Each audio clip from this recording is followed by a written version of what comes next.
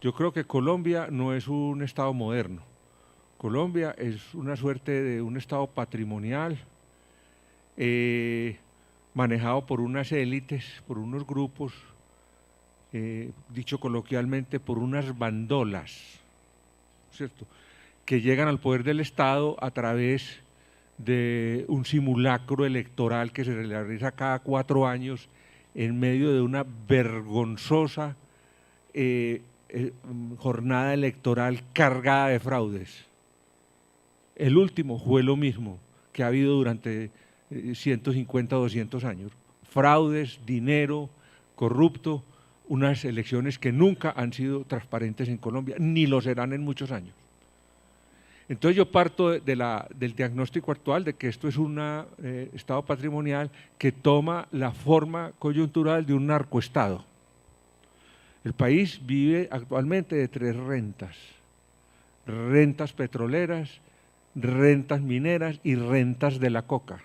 Esos son los 3 mecanismos básicos de acumulación de excedente de capital. Me dirán, pero es que también hay empresas. Sí, está Galletería Noel, que es una especie de panadería grande en Miami, y otra serie de empresas en Colombia que viven de rentas y de privilegios monopolísticos que les otorga el Estado, no de la competencia.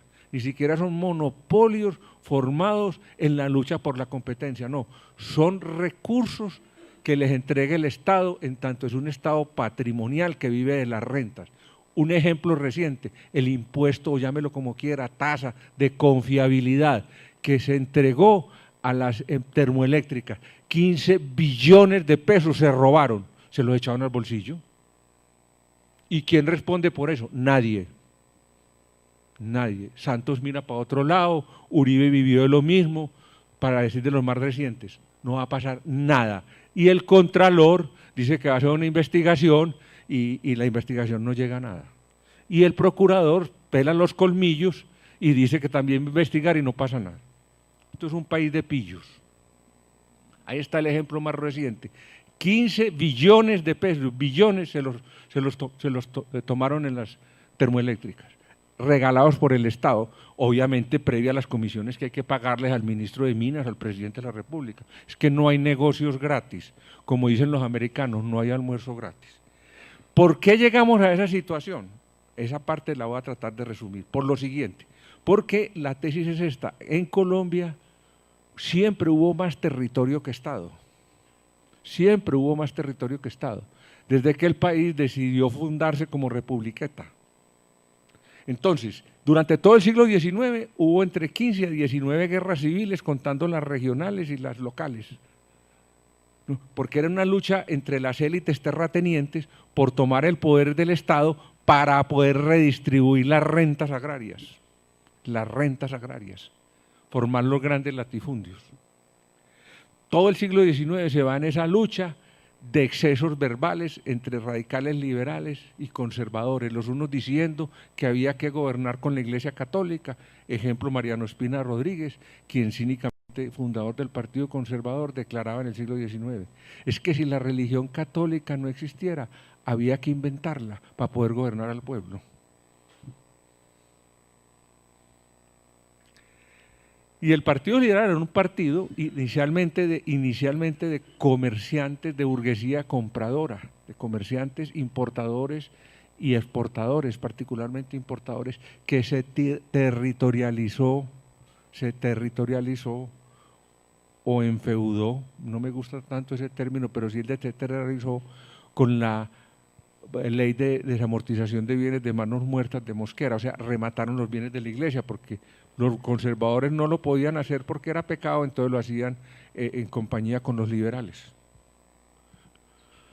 Entonces el país llega a comienzo de siglo en medio de un proyecto político formado por Núñez Caro, la pareja Núñez Caro, la Regeneración. Núñez era un político liberal, que había sido liberal, y que los calenturientos amores de la tercera edad, que son muy complicados, con doña Soledad Román, lo llevaron a volverse un conservador, o sea, a buscar un concordato para poder meter a doña Soledad Romana al palacio, ¿no? Con la quiesencia de los curas, de los obispos, arzobispos, cardenales, toda esa ralea de pájaros. Entonces, hacen la Constitución de 1886, hecha a pulso, artículo, por uno de los peores personajes que ha tenido el país, más siniestro, don Miguel Antonio Caro, experto lingüista en griego y en latín, que nunca conoció el mar, como dice García Márquez, un hombre que no conoce el mar me merece la mayor sospecha. No pasó de Anapoima, Cundinamarca, conservador montuno, a ultranza, y hace esa Constitución del 86. Don Miguel Antonio, pero usted hizo una Constitución muy jerárquica, casi una monarquía. Dijo, sí, yo hice una monarquía, lástima que por elecciones. Y entonces se forma un Estado burocrático, militar, centralista, confesional y represivo. Y dura 50 años, hasta que llegan los liberales en el 30, porque comienza un incipiente desarrollo capitalista en el país. Todo el siglo XIX es precapitalista.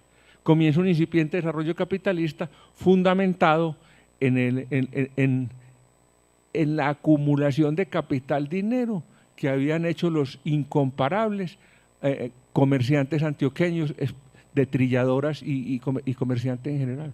Por eso es que la industria empieza en Medellín, ¿no? Y luego en Barranquilla, que es el puerto de salida. Y empieza una burguesía, que es una burguesía muy débil, que está representada en dos personajes, Enrique Olaya Herrera, un boyacense, con eso les digo todo, ¿no es cierto? Después cuando ustedes estudien sociología a fondo y geografía económica van a saber lo que es un boyacense, o sea, un componedor, viven de la politiquería, un componedor, pero que empieza a hablar de reformas, pero llega el verdadero personaje de esa burguesía, que es Alfonso López Pumarejo, y emprende en el mandato después de Olaya, emprende la llamada Revolución en Marcha. Esa Revolución en Marcha es una tentativa de revolución burguesa fracasada. ¿Por qué fracasa?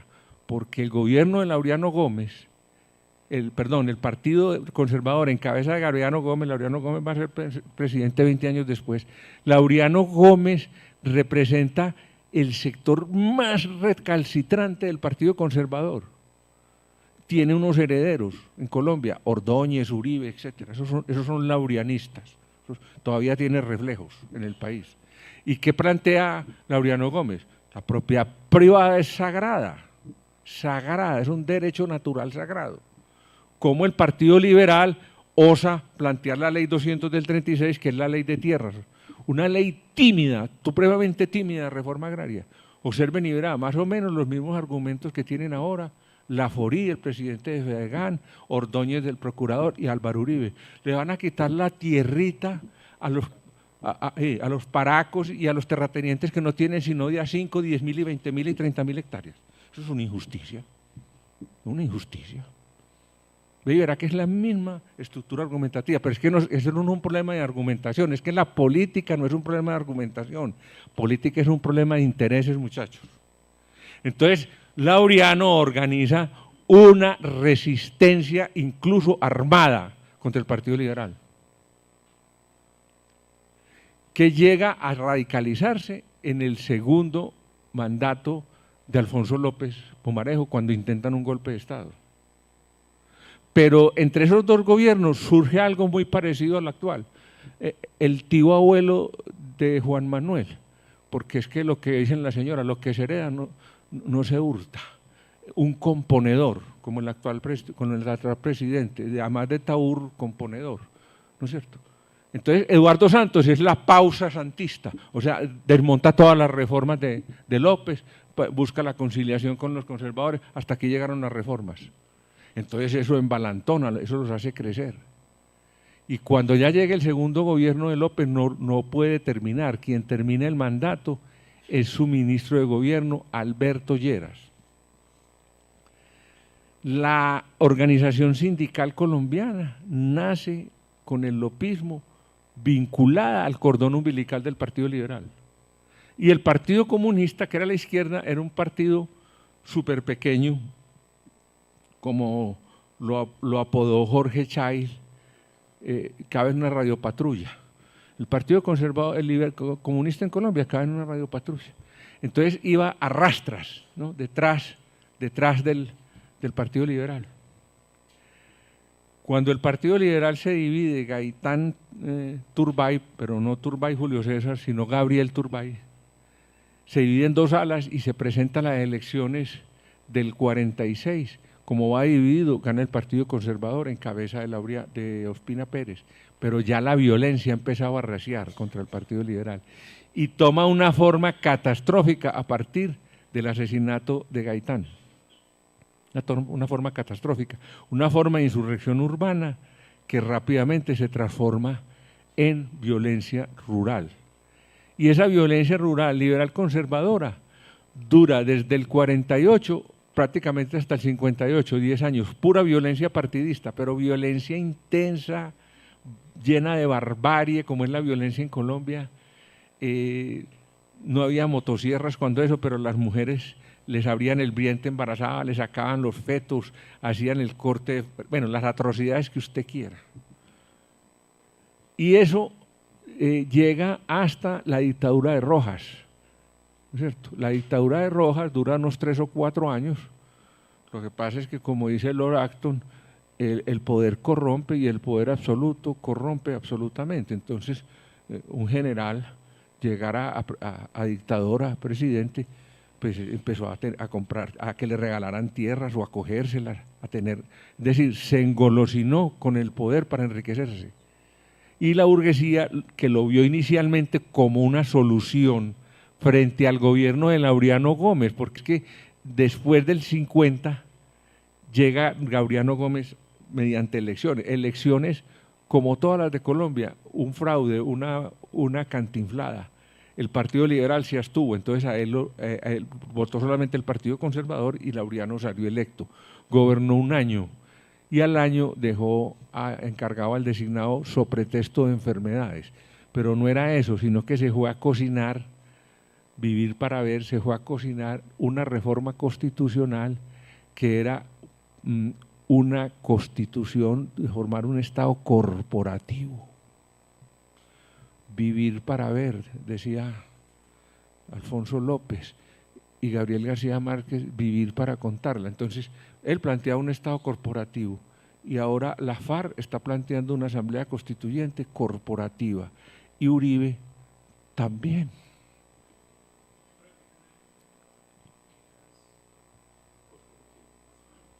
Un Estado corporativo es un invento de la dictadura portuguesa que duró más de 50 años, ¿cierto? De Salazar, y que lo trata de copiar Franco. Es una idea falangista y fascista, de que las corporaciones tienen que estar representadas en el poder político. Entonces los industriales tienen una representación, los agricultores, léase terratenientes, tienen una representación, los sindicatos una representación, ustedes los estudiantes otra, ¿no es cierto?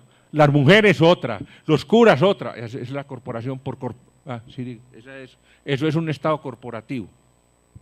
Un Estado liberal moderno, democrático de derecho, etcétera, como se llama un Estado moderno, no es por corporaciones, es por el voto ciudadano.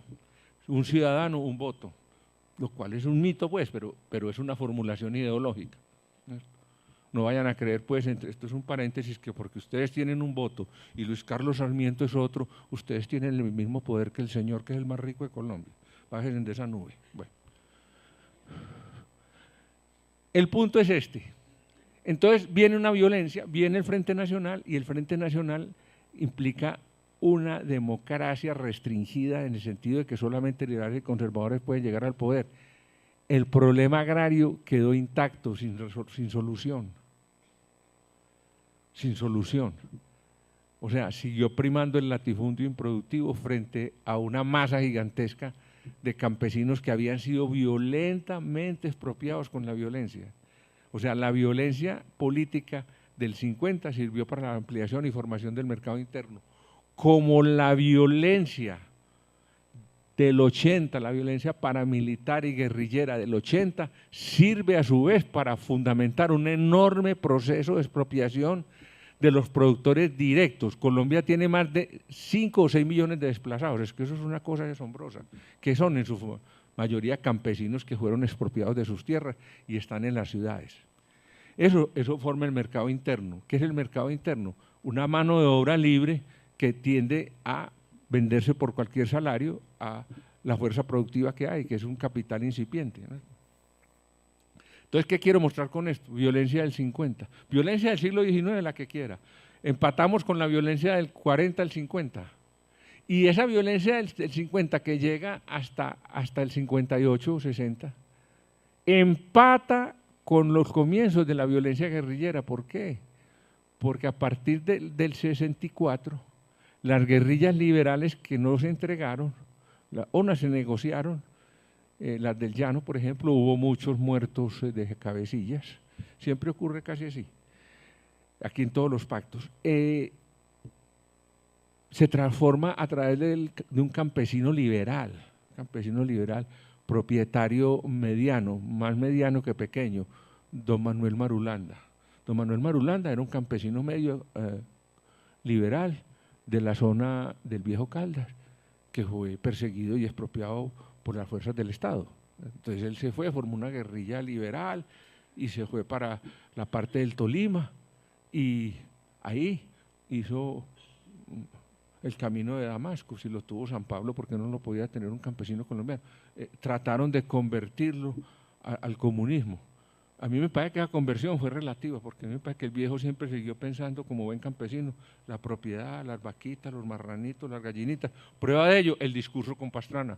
Y yo era un campesino y hizo la contabilidad. Me quitaron tantas marranas paridas, tantas vaquitas lecheras, tantas gallinas ponedoras. Eso es el inventario que él hizo. Un inventario además real, ¿no es cierto? ¿Y cómo responde la oligarquía nuestra? Con violencia, arrasar a los campesinos que ya se habían conformado como guerrilla y que exigían básicamente una revolución agraria. Esa revolución agraria no va a llegar. Pues, o sea, durante 30 años se lucha y se lucha. El gobierno que más intentó hacer una reforma agraria fue el de Carlos Lleras. Y los carros del Incora los recibían en la costa a bala, los terratenientes, a bala, a los carros del Incora. Entonces, no logra sacar adelante esa reforma, pero crea una organización que llama la ANUC, la Asociación Nacional de Usuarios Campesinos, que cuando llega el nefasto Pastrana padre, los destruye, crea el pacto de Chicoral y dice no más reforma agraria. Lo que se necesita es desarrollo agroindustrial, lo mismo que está diciendo ahora Santos. Por un lado va y pacta con la guerrilla de que van a haber zonas de reserva campesinas, pero por al lado, no, como es jugador de póker, entonces en una carta está marcada, no, esto es un mentiroso profesional, ¿no? Entonces aquí están las zonas de reserva campesina y vea usted, va a entregarle los baldíos a los grandes capitalistas, cosa que no se podía hacer. O sea, le prende una vela a Dios y otra al diablo. Entonces, eso es lo que se plantea, un desarrollo agrícola vía prusiana, vía que el latifundio se transforme en capitalista. Esa es la vía más lenta, eso es lento y doloroso. Si usted va a decirle a un latifundista que tiene 5.000 hectáreas en la costa con ganado, vea, siembre algodón, ¿y cuánto vale eso? ¿Y cuántos trabajadores demanda? Tanto, ¿ya cómo es que está esa? No, mijo, vea, yo esas 5.000 reses que tengo ahí las manejo con 2 vaqueros. Yo no me voy a poner a pagar de 1.000 trabajadores, no tengo plata para eso. Entonces, es un proceso muy lento de transformación. Entonces, el país va a empatar esa violencia estatal y guerrillera del 60 hasta ahora, por eso decimos de 50 años o más, va a empatar a partir del 80 con otra violencia urbana, la violencia del narcotráfico. El narcotráfico empieza como la bonanza marimbera en la costa y luego se traslada a la bonanza coquera en el interior, particularmente en 2 departamentos, Antioquia y Valle. O sea, ahí están las élites cartelizadas de ese negocio gigantesco, que produce una acumulación incalculable. Digo incalculable porque ¿cómo hacen para calcularla, pues? ¿Cierto? Hay parámetros de las toneladas que decomisan y las que salen y un largo etcétera, ¿cierto? Entonces se forma una violencia urbana brutal, que a ustedes sí les tocó, ¿cierto? Que fue, por ejemplo, la violencia cuanto a la lucha contra las tradiciones, el señor Pablo Escobar, etcétera, la guerra de los carteles, todo eso nos tocó vivirlo. Una violencia sangrenta y un Estado impotente para enfrentar eso. ¿Por qué? Porque era un Estado hipercorrupto, como lo sigue siendo. Entonces dice, pero en México, ¿por qué no cogen al Chapo? Ay, que lo van a coger si el Chapo es invisible. No es que él va ahorrado en dólares, no lo ven. Eso tiene ese poder, no lo ven.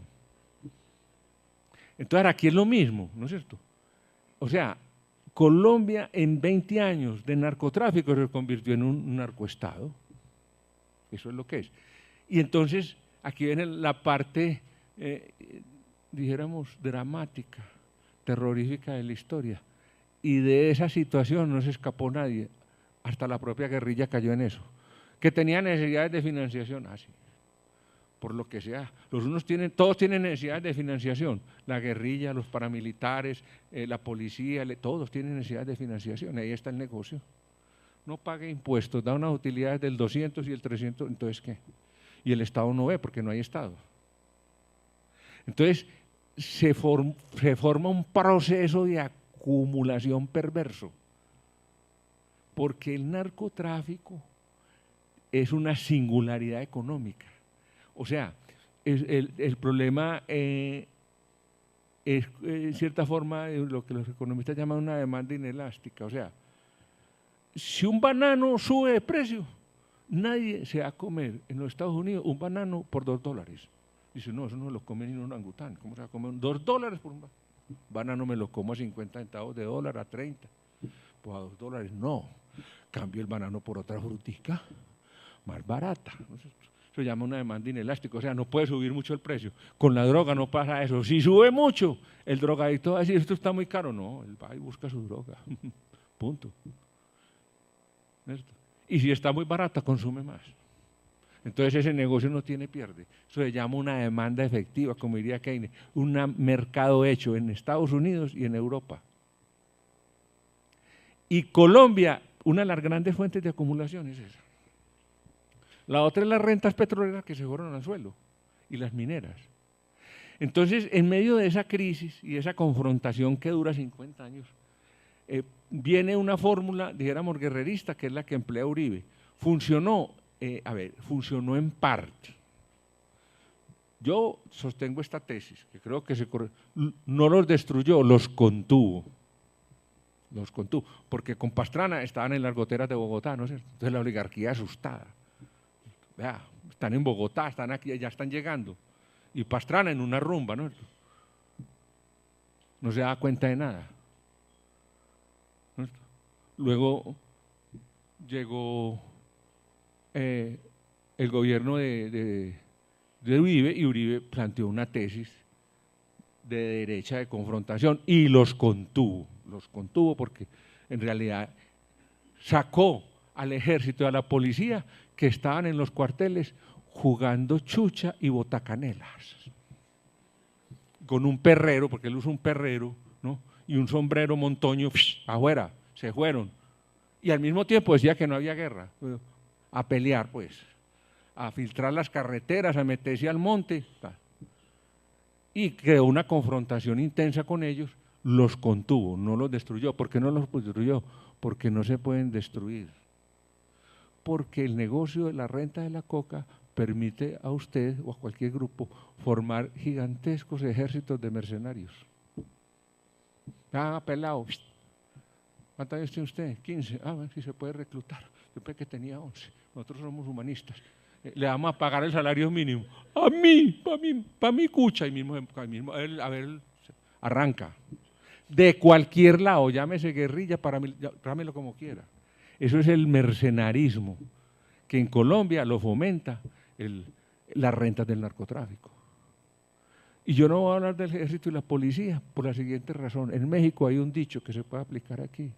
Si lo atracan en el distrito, no grite policía, puede ser atracado 2 veces. no voy a hablar de esas instituciones. Entonces, en ese orden de ideas, ¿qué quedaba? Lo que intentó Santos. Santos es el caballo de Troya del uribismo. Yo creo que por eso de milagro no le ha dado un paro a Uribe, ¿no? Es decir, semejante caballo de Troya que le metieron.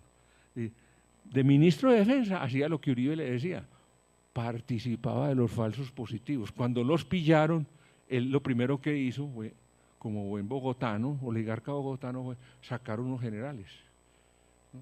Supuestamente limpiar las Fuerzas Armadas. Pues estuvo comprometido en eso.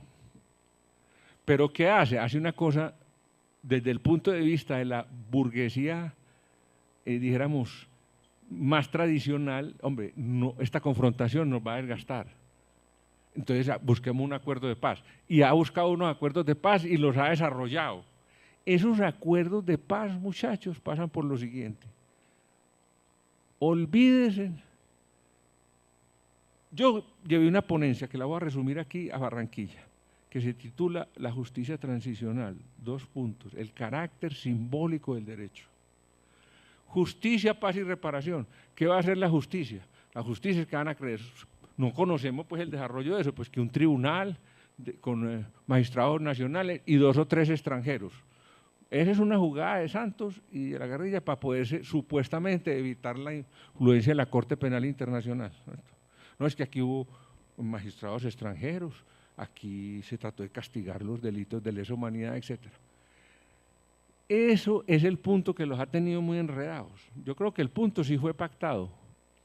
Y luego, dijéramos, cuando la ultraderecha en cabeza de Uribe empezó a decir, y van a quedar impunes y se van a ir para la casa con la plata, ¿y qué es esto? ¿No? Pues el escándalo, ¿no? Entonces ya Santos, que es un jugador de póker, vea, hombre, ¿tenés una carta marcada? No, ¿cuál? Yo no tengo cartas marcadas, ¿no? Pero eso es lo que van a tener que hacer, porque los acuerdos de paz son una farsa necesaria, subrayo necesaria. Ellos, los jefes, no van a pagar cárcel. Yo no me imagino pues, a Timochenko metido en una cárcel. No me lo imagino, ni a Iván Márquez, ni a Catatumbo, yo no me sé los apodos de todos, pero no me lo imagino. Porque es que no van a ser tan bobos a que meterse en una cárcel para que les pase lo que les puede pasar. No sé. Esto es un país que vive de venganzas. Dostoyevsky, los seres humanos llamamos justicia a nuestras propias venganzas. Eso es la justicia. Entonces ellos están pidiendo un blindaje, no, un momentico, pues, a ver, ¿cómo así? Esto no es una rendición, esto es un acuerdo. Yo no voy a pagar cárcel. Entonces van a buscar formas simbólicas, ¿no? Entonces ahí se devanan los sesos los juristas del régimen, obviamente con unos honorarios muy jugosos. Ejemplo, Cepeda. Ejemplo, el que fue magistrado de la Corte, el que es rector de la Universidad Externado, no me acuerdo, Henao. Y todas las demás, y me imagino que la muñeca Rieta que está en todas las fiestas. Entonces la muñeca Rieta también va y come. Sí, ahora está en la Nicaragua, pero él puede comer a 2 carrillos, doctor, por boca y nariz. Entonces están todos esos juristas del régimen que viven de la contratación con el Estado. Vamos a hacer esto, vamos a hacer aquello, no sé qué. Babas. Yo veo el escenario así, ¿no es cierto? Segundo, la indemnización. Ay, por Dios. La indemnización la va a pagar el Estado con la plata de todos nosotros. La guerrilla no va a decir, vea, entonces vamos a sacar unos recursos que tenemos en las Islas Caimán y vamos a destinar $1.000 millones para esto. No, la plata es para los jefes, para que hablemos con claridad. No la van a entregar, ni el Estado se las va a exigir. Entonces el Estado ya sacó unos decretos y unas normas de indemnización. Si usted va por vía administrativa y dice, yo era un campesino de apartado, me mataron a mi papá, a mi mamá, a mis hermanitos, estoy solo viviendo en una pieza con mi mujer que está embarazada y 8 hijos. Vaya, reclame su indemnización. Demuestre eso con una declaración y le dan 12 millones de pesos o 20 si hay un homicidio. Es el Estado por vía administrativa. Si usted decide coger la vía judicial, siéntese a esperar. En 10 o 15 años no ha salido. Pero entonces el Estado va a pagar las indemnizaciones. Verdad, justicia y reparación. Y verdad ellos van a salir y van a decir: martirizamos, secuestramos, mutilamos, tiramos bombas, perdónenos, perdónenos, Salmo tercero, bla, bla, bla, bla. Esto es un país de imbéciles y de católicos fanáticos, ¡Ay, se arrepintieron! Lo mismo que hacían los paras. No, ay, como los atropellé, yo no los vuelvo a atropellar. Déjenme salir de aquí, para que vean. Este es un país que vive de hipocresía. ¿Por qué? Porque la realidad social es otra. Y no crean ustedes que con el acuerdo posconflicto van a empezar a acabarse las barriadas de tugurios. No se va a acabar. Porque el Estado, primero, está en crisis fiscal en este momento, por el problema del petróleo. Y segundo, porque la oligarquía nuestra no tiene voluntad de hacer reformas. Y los otros tampoco mucha influencia de ejercerla. Y que se vayan elecciones, que se vayan. Yo no voy a hacer pronósticos. Hacer pronósticos en política es muy difícil por lo siguiente: hay un plebiscito que fue la última carta marcada que sacó Santos, porque le dijeron: no, un referéndum no, pierde. Perdió Uribe en su mayor auge un referéndum, ¿se acuerda? No, entonces el jurista del régimen es un médico. Esto es un país absurdo, ¿no? El jurista del régimen, Roy Barreras. Tiene una cola como de 4 metros de lagarto. Roy Barreras dijo: no, tengo la solución. Oiga, un médico, un jurista, un plebiscito. No, hombre, pues que el plebiscito, vea cómo está reglamentado, vea los umbrales que requiere. Es que en Colombia, pues, 17 millones de personas no van a votar a favor de eso. Entonces, otro jurista del régimen, que es un periodista, ¿no? El Tití Benedetti, listo, el 13%, fórmula mágica. 4,5 millones que digan sí, se ganó el. Entonces, como los periodistas colombianos, todos son fletados, todos, y son idiotas fuera de eso, corruptos e idiotas. El periodista colombiano está en Armero, y estamos aquí de Caracol reportando Armero, y hay un señor con una varilla atravesada de lado a lado: señor, ¿le duele? No, cuando me río. Imbéciles. Entonces los periodistas en estos días iban preguntando aquí ya a mi mamá, que es el más torcido de todos: y entonces, ¿cómo va a ser eso, señor Serpa? Y digo: 4,5 millones de votos por el sí. Bueno. Nunca le preguntó: ¿y si gana el no qué? O sea, si hay 4,5 millones por el sí y 7 por el no, ¿qué hacemos? Esa pregunta no la ha hecho nadie, la estoy haciendo yo aquí. ¿Qué va a pasar? Entonces un periodista de Inglaterra, que sí son serios, le preguntó a Santos, por la BBC: Santos, ¿y si usted pierde el plebiscito? Entonces el tipo como que aterrizó. No, yo no he pensado en eso. Digo: ¿qué hace? No, porque si no votan 4,5 millones que sí, ¿qué se hace? Prácticamente le dijo: y en ese caso usted renunciaría. Empezó a gaguear, le volvió la tartamudez que siempre ha tenido. Yo no hago pronóstico. Yo creo que es una votación baja. Yo creo y espero que salga, porque es que yo soy partidario de la paz. Sé que es una farsa, pero soy partidario de eso, porque no hay camino distinto a ese. Si no hay acuerdos de paz, sigue la guerra. Sigue la guerra, siguen las bombas, sigue todo, con las secuelas que tiene, porque no van a poder destruirlos de inmediato, ni tienen interés. La contraparte no tiene mucho interés en acabar eso. Entonces yo soy partidario de la paz, pero quiero ser lúcido, como el emperador Ariano, que iba con los ojos abiertos hacia la muerte. Pero eso es una farsa necesaria. Es una farsa necesaria. Eso de que justicia, paz y reparación, ninguno de esos 3 renglones se van a dar, porque no pueden darse. Pero eso es necesario. Es necesario que se desmovilicen, que puedan hacer política, y es necesario que el Estado desmonte la estructura paramilitar, porque si no, entonces la situación también va a seguir. Entonces el gobierno ha avanzado mucho, hay que reconocerlo, ha avanzado mucho en los acuerdos de paz. Yo diría que ha evacuado puntos, sin el punto, por ejemplo, de la transformación agraria, eso, que zonas de reserva campesina. Bueno, hágale pues. los otros puntos están atascados en que falta el punto del acuerdo judicial que ya se logró. Lo que pasa es que a Santos, uno por hábil que sea, un jugador de póker por hábil que sea, de todas maneras le detectan las trampas. Por ejemplo, si un jugador de póker va a Las Vegas a jugar a un casino de eso y siempre gana, ¿sabe qué le dice el casino? Tenga, lleves estos millones de dólares, no vuelva a los guardianes. No, este señor no puede entrar al casino porque nos reservamos el derecho de admisión. O sea, siempre finalmente el tramposo se nota. Entonces, Santos tiró eso, se fue a la Naciones Unidas a decir, ya tengo esto y un cacho. Entonces vino la derecha, que es tenebrosa en Colombia, y dijo, sí, ¿y qué fue lo que pactó? Impunidad, impunidad. ¿Qué es lo que asusta a la gente del común? Claro, es que sí. No puede haber voy a decir una frase que la puedo decir porque estoy en la nacional, no hay acuerdo de justicia en ninguna parte del mundo sin un mínimo de impunidad, porque lo otro es una rendición. Pero es necesario que se acabe esta lluvia de sangre.